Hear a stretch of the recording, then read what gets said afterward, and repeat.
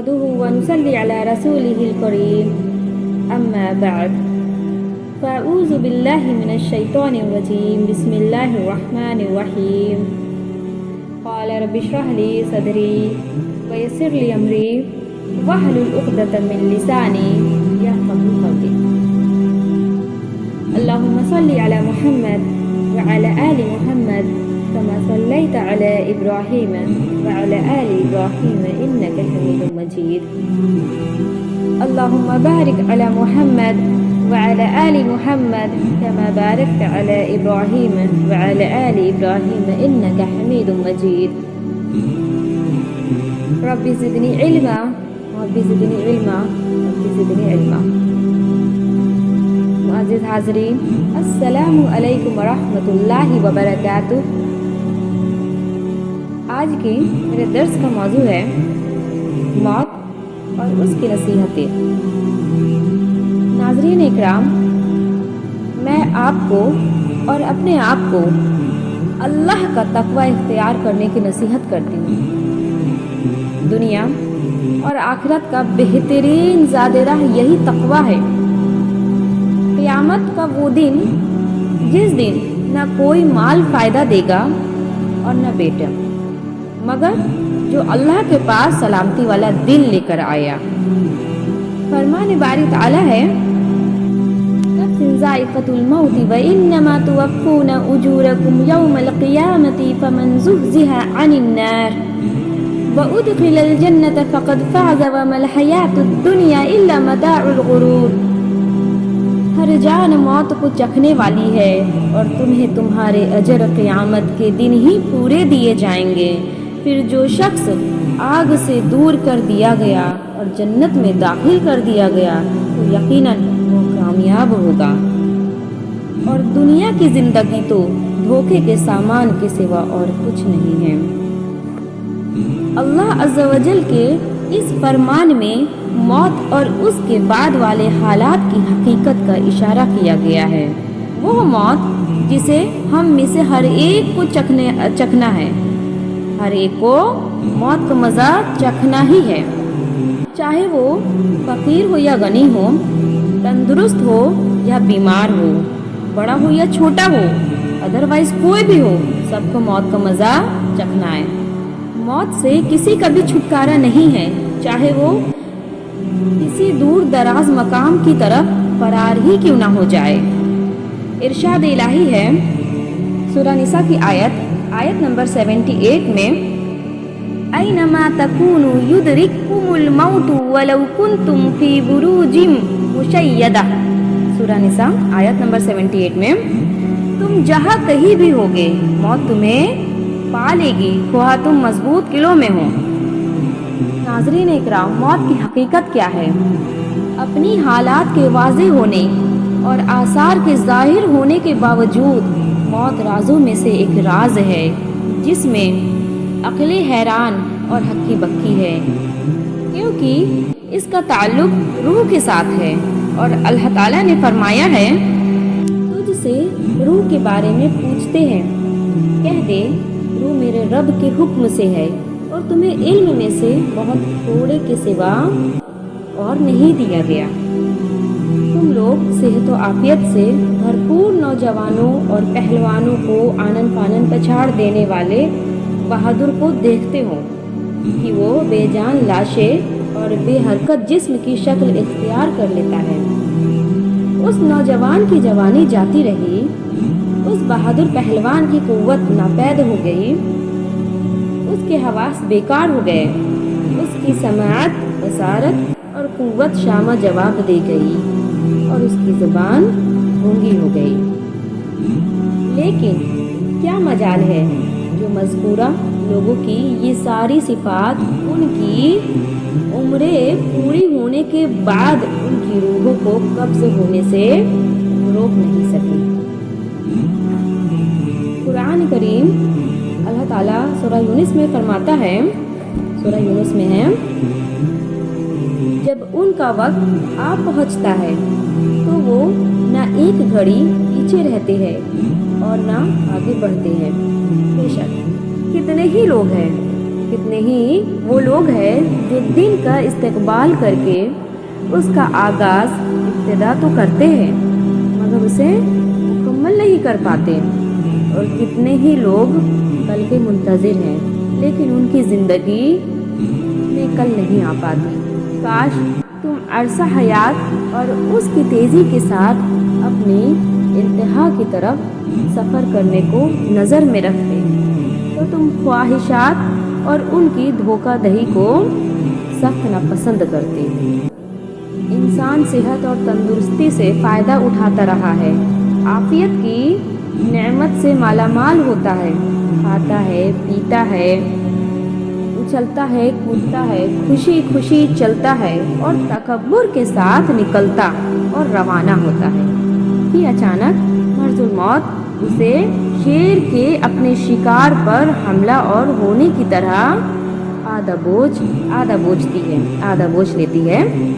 चुनाचे उसका जिस्म लागर और उसकी आवाज़ हल्की और पस्त हो जाती है, उसके जोड़ ढीले हो जाते हैं और उसके दुनिया से कूच कर जाने के बाद उसके अमाल के रजिस्टर और खाते समेट दिए जाते हैं। मुअज़्ज़िज़ हाज़रीन, मौत एक हकीकत है।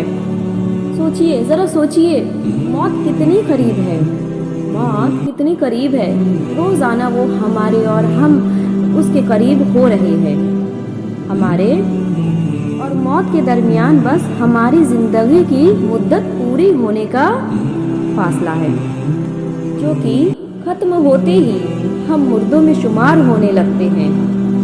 उम्रों की हकीकत बस इसी कदर है जैसे फूल खिलते और मुरझा जाते हैं या चिराग रोशन होता है और वो बुझ जाता है। जिस शख्स को कुरान और मौत के डर ने नाफरमानियों से ना रोका, उसके सामने अगर दो पहाड़ भी आपस में टकरा जाए, तो फिर भी वो बाज नहीं आ सकता। कब्रिस्तानों की कसरत उसके लिए किसी भी इबरत का बाइस नहीं बन सकती। बहरहाल ये एक हकीकत है, मौत एक हकीकत है। आज जनाजा उठाने वाला कल खुद जनाजा बनकर उठाया जाएगा, और जो शख्स कब्रिस्तान से अपने घर की तरफ लौटता है, अनकरीब लोग उसे कब्र में यहाँ छोड़कर वापस घरों में आ जाएंगे और उसे उसके अमाल का गिरवी बना दिया जाएगा। अगर अमाल अच्छे तो अंजाम अच्छा, और अगर अमाल बुरे तो अंजाम भी ऐसा ही होगा। आज के दौर में हम बाज़ खबरें फैलाने वाले इस तरह के हैं जो कि हंसी खेल और गफलत का शिकार हैं, या फिर दिलों को सख्त कर देने वाली गफलत के सबब दिखलावे और शोहरत चाहने के आदी हो जाते हैं, और उनकी ये गफलत ये नौबत लाती है कि उसे अहवाल बरज़ख की हौलनाकिया और आखिरत भूल जाते हैं। हम अल्लाह ताला से इस गफलत से बेदारी का सवाल करते हैं, लिहाजा मौत को खूब याद रखें और इसके लिए खूब अच्छे से तैयारी करें और इसके लिए इसके मुतालिक खूब गौर व फिक्र करें। इसके लिए यही मुनासिब है कि वो अपने आप को मुर्दों में शुमार करे और अपने आप को अहले क़ुबूर से समझे, क्योंकि हर आने वाली चीज़ करीब ही होती है। जब मलिकुल मौत आ जाएगा तो तेरा माल और तेरी भरपूर तैयारी उसे तेरे पास आने से रोक नहीं सकेगी। यकीनन मौत की याद दहानी इसलिए नहीं कि इंसान पर उसकी ज़िंदगी को मुकद्दर कर दिया जाए और वो मौत की याद में असबाब ज़िंदगी तर्क करके हर वक्त डर और खौफ को अपने ऊपर तारी करके काम काज छोड़कर बैठ जाए, बल्कि मौत की याद दहानी तो उसे ऐसे अमल की तरफ ले जाती है जो उसे सख्त दिल से नरम कर दे। तो हम मौत को इसलिए याद करते हैं ताकि हम मौत के बाद पेश आने वाले अच्छे हालात की तैयारी करें, नेक आमाल बजा लाएं, इताअत करें, हम नेक बन जाए, तकवा वाला बन जाए और नमाज की पाबंदी करें, रोज़ा करें, रखें, है ना। और इसी तरह से मोहताजों की मदद करें। हाज़रीन, आइए थोड़ी इस पर भी नज़र डाल लेते हैं, जन्नत को तरजीह कैसे दें, है ना, जन्नत को तरजीह दें। हमारे रसूलुल्लाह सल्लल्लाहु अलैहि वसल्लम के साथ भी ऐसा ही हुआ। चुनाचे आप सल्लल्लाहु अलैहि वसल्लम को ये इख्तियार दिया गया, आप सल्लल्लाहु अलैहि वसल्लम ने आखिरत की नेमतों ही को इख्तियार किया। सही बुखारी और मुस्लिम की रिवायत है कि आयशा रज़ी अल्लाह अन्हा ने कहा, रसूलुल्लाह सल्लल्लाहु अलैहि वसल्लम सेहत और तंदुरुस्ती की हालत में फरमाया करते थे कि हर नबी को उसकी रूह कब्ज़ करते वक्त जन्नत में उसका मकाम दिखाया जाता है और फिर उसे इख्तियार दिया जाता है कि अभी मज़ीद दुनिया में रहना चाहते हैं तो वो रह लें, और अगर जन्नत के इस मकाम में आना चाहते हो तो इसका भी तुम्हें इख्तियार है। जब रसूलुल्लाह सल्लल्लाहु अलैहि वसल्लम पर मौत की वशी कुछ देर के लिए तारी हुई तो उस वक्त आप सल्लल्लाहु अलैहि वसल्लम का सर मुबारक मेरी रान पर था। हज़रत आयशा रज़ी अल्लाह अन्हा क्या फरमा रही हैं, जिस वक्त रसूलुल्लाह सल्लल्लाहु अलैहि वसल्लम पर मौत तारी हुई तो उस वक्त आप सल्लल्लाहु अलैहि वसल्लम का सर मुबारक मेरी रान पर था। फिर आप सल्लल्लाहु अलैहि वसल्लम को वाक़ा हुआ तो आप सल्लल्लाहु अलैहि वसल्लम ने छत की तरफ अपनी निगाह उठाई और फरमाया, अल्लाहुम्मा रफ़ीक़ल अला। क्या फरमाया? अल्लाहुम्मा रफ़ीक़ल अला। मैंने कहा तब तो आप सल्लल्लाहु अलैहि वसल्लम हमारे साथ रहना पसंद नहीं करेंगे। उस वक्त मुझे मालूम हुआ कि ये तो वही इख्तियार दिया जाना है जिसका आप सल्लल्लाहु अलैहि वसल्लम हमसे जिक्र फरमाया करते थे। सही हदीस में है, कहती हैं कि ये वो आखिरी कलिमात थे जो रसूलुल्लाह सल्लल्लाहु अलैहि वसल्लम की ज़ुबान मुबारक से अदा हुए थे। नाज़रीन इकराम, क़यामत के दिन दो गिरोह होंगे, इस पर भी थोड़ी थोड़ी नज़र डाल लेते हैं। क़यामत के दिन दो गिरोह होंगे, आइए देखते हैं आगे। मौत और उसकी शिद्दत के वक्त, कब्र और उसके अंधेरे में और क़यामत के दिन की हौलनाकियों में लोगों के दो गिरोह होंगे। एक गिरोह तो वो होगा जो मसाइब की उन घड़ियों में साबित कदम रखा जाएगा, उनके खौफ से पुरअमन रहेगा और उसे जन्नत की खुशखबरी दी जाएगी। और दूसरा गिरोह वो होगा जिसे उन मकामात पर इंतहाई ज़िल्लत और रुसवाई की तकलीफ़ और मशक्क़त झेलना पड़ेगा। कुरान करीम में सूरह सजदा आयत नंबर 30 में अल्लाह ताला फरमाता है, बेशक वो लोग जिन्होंने कहा हमारा रब अल्लाह है, फिर खूब कायम रहे, उन पर फरिश्ते उतरते हैं कि ना डरो और ना गम करो और इस जन्नत के साथ खुश हो जाओ जिसका तुमको वादा दिया जाता था। नाज़रीन इकराम, इस्तिकामत इख्तियार करने वाले मोमिनों पर उनकी मौत के वक्त, उनकी कब्रों में और कब्रों से दोबारा उठने के वक्त फरिश्ते उतरते हैं, उनके नफ्सों को मुतमईन करते हैं और आखिरत के डर और खौफ से उन्हें अमन दिलाते हुए और उन्हें तसल्ली देते हुए कहते हैं कि तुमने जो अमाल आगे भेजे हैं उन पर खौफ ना करो और दुनिया में जो तुम अहले औलाद और माल छोड़कर आए हो उन पर गम और फिक्र ना करो। हम आखिरत में तुम्हारे दोस्त हैं। हम कब्रों में और सूर फूकने जाने के वक्त तुम्हारी गमख्वारी करेंगे और दोबारा उठाए जाने के दिन तुम्हारी तसल्ली تشفی کریں گے۔ سبحان اللہ۔ اور جہاں تک کفار کا تعلق ہے تو جب ان پر موت طاری ہوتی ہے اور وہ اس کی تکلیفوں اور سختیوں میں مبتلا ہوتے ہوئے تو انہیں انتہائی درجے کی ذلت اور رسوائی اٹھانی پڑتی ہے۔ قرآن کریم میں اللہ تعالیٰ کا ارشاد ہے سورہ انعام میں، اور کاش تو دیکھے جب ظالم لوگ موت کی سختیوں میں ہوتے ہیں اور فرشتے اپنے ہاتھ پھیلائے ہوئے ہوتے ہیں اور کہتے ہیں نکالو اپنی جانیں، آج تمہیں ذلت کا عذاب دیا جائے گا، اس کے بدلے جو تم اللہ پر ناحق باتیں کہتے تھے اور تم اس کی آیتوں سے تکبر کرتے تھے۔ اللہ اکبر۔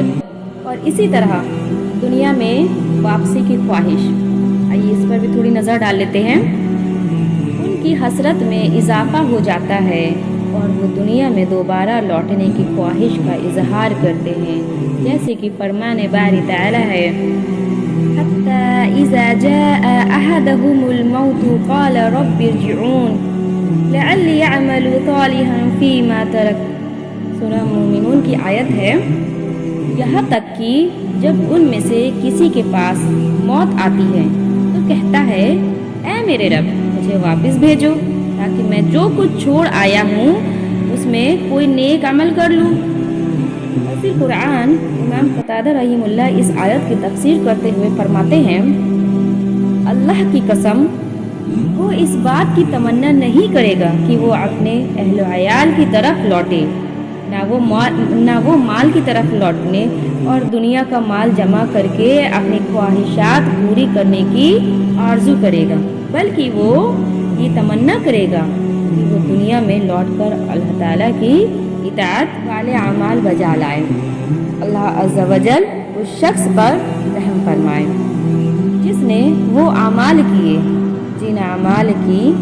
جس اعمال کی خواہش کافر شخص کرتا ہے۔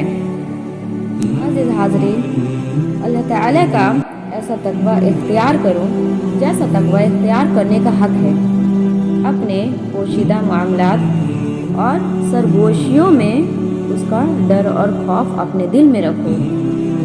اس شخص کو اللہ تعالیٰ کی توفیق اور ثابت قدمی کی اس قدر زیادہ ضرورت ہوتی ہے تاکہ اس دنیا میں اس کا آخری کلمہ لا الہ الا اللہ ہو جائے اور وہ اس عظیم کلمے لا الہ الا اللہ کے ساتھ دنیا کو الوداع کہے۔ اسی طرح معاذ بن جبل رضی اللہ عنہ سے روایت ہے کہ رسول اللہ صلی اللہ علیہ وسلم نے ارشاد فرمایا من کان آخر کلامہ لا الہ الا اللہ دخل الجنہ، جس شخص کا آخری کلام لا الہ الا اللہ ہوا وہ جنت میں داخل ہو گئے انشاءاللہ۔ اور مسند احمد میں بھی ہے وجبت لہ الجنہ، اس کے لیے جنت واجب ہو جاتی ہے۔